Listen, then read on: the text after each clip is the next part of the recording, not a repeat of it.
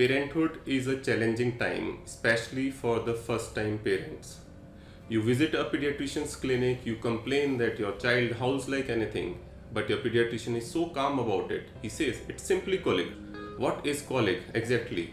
So today we are going to clear some doubts about colic in infancy. So I am Dr. Anuj Kumar Dhama. I am going to clear a few of your doubts regarding colic, which is a very common condition affecting almost 50% of the newborns. So what exactly is colic? Your baby was perfectly fine maybe in the initial few weeks, then all of a sudden he starts howling, crying. He has a very shrill cry, he wails a lot, particularly in the evening, and the process continues for a few hours, and automatically after that the baby is perfectly fine.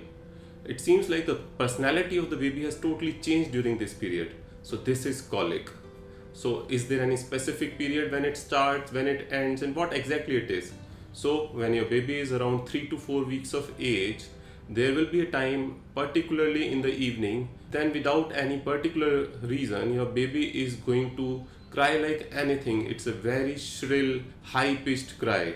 It's going to last from almost 3 to 4 hours or even longer. And then it settles down on its own. During this particular episode, his face becomes red, he clenches his fist, his legs are onto the stomach, and sometimes his body arches, he pulls on his ears. It seems like he is in great pain, and before you could fetch any medicine, then all of a sudden he settles down, he takes a feed, he goes to the sleep, and he's perfectly fine till next evening. Then again the next evening the same episode repeats. If it repeats more than 3 days in a week, continuously for 3 weeks, and a particular episode is longer than 3 hours, then we label it as infantile colic. Overlapping with the time when the first vaccination is scheduled, and this is very commonly discussed with the pediatricians. They assess the baby, they say nothing serious about it, and they try to tell you that the baby will settle down in due course of time, and actually it does happen.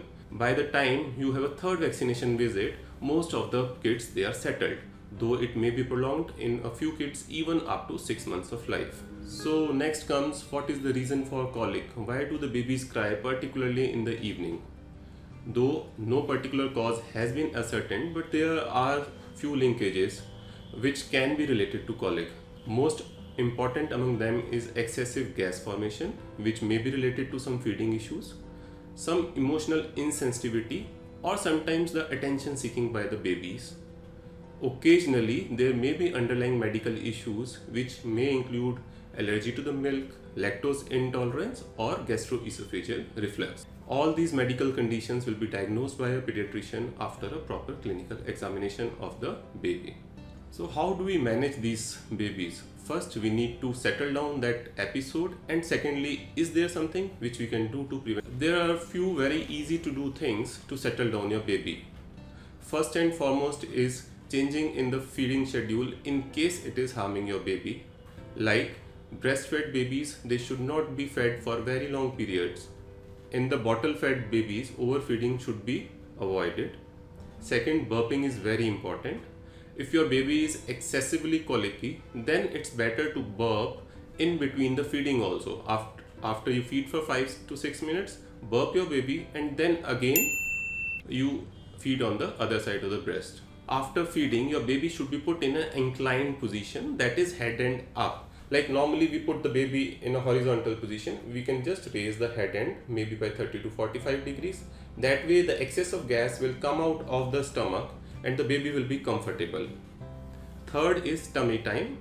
When your baby is awake, not while sleeping, when your baby is awake, you can put your baby on the tummy. That effectively releases the gas from the stomach and the baby becomes comfortable. Next very specific thing to do is the stomach massage. In this, either using an oil or even without using an oil, you need to put your palm on the stomach of the baby and you need to rotate it in a clockwise rotation, not anti-clockwise rotation. So it goes like this and you keep doing like this. In one go, you can do it 5 to 10 times. Once you are done, then you flex the knees onto the tummy of the baby. This relaxes the muscles and again lets the gas out of the body, and the babies, they become comfortable.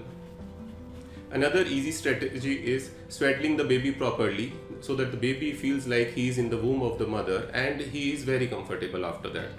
Even if with these simple strategies the baby is not settling, then we have to treat episode to episode. We may rock the baby with the gentle motion. The babies, they tend to soothen out. We can play a very gentle background white noise music. It may be sound of some leaves, it may be sound of some stream, it may be sound of some water, chirping of the birds. The babies, they get distracted, they get soothed, and they tend to settle down a bit earlier than otherwise they would have. You can also sing a lullaby in a local tongue. It also acts as a soother to the baby. Also, one of the local remedies which is done in particularly in India is the Heeng Lep application. You dissolve some amount of Heeng. Heeng is asafoetida. You dissolve it in a small amount of water and you rub it along the navel, along the umbilicus. It tends to relieve the baby. It tends to provide a very great relief to the baby. If nothing is working, a very important observation has been done that you take the baby out for a ride in a car for 10 to 15 minutes and everything settles down, and this works wonderfully well. If all these things are failing and you go to the pediatrician, then he may prescribe you few medications, the compositions of which may include dill oil, fennel oil, simethicone, but these are to be used only after your pediatrician has examined your baby and he is sure there is nothing else. Then only you can use them on an SOS basis, not as a routine. Gripe water is also used, but the caution is it can be used as an one-off medication but not on a daily basis. Finally, we come to the point, can we prevent colic? Yes, few changes in the lifestyle may help you prevent the colic in the kids. One, the change in the lifestyle of the mother. Smoking is one of the important factors which tend to increase colic in the newborns. So smoking, especially by the mother and other household members when the baby is around, should be strictly restricted. If the mother is taking alcohol, then over the next 4 hours she should not feed the baby. It has been found that if the babies are fed immediately after taking alcohol, then the chances of colic are more. The intake of masalas, the spices, it has to be restricted. And then few vegetables like broccoli, onion, tomato, cabbage. It has been found in the anecdotal reports that these tend to increase the colic in the baby if the mother takes them on a very routine basis. Lastly, we should check the feeding habits of the baby. If there is some problem with the feeding, whether breastfed or top fed, that needs to be corrected, and it will go a long way in helping your baby. I hope you found this video helpful. So like and share it, and please subscribe to my channel. Thank you very much.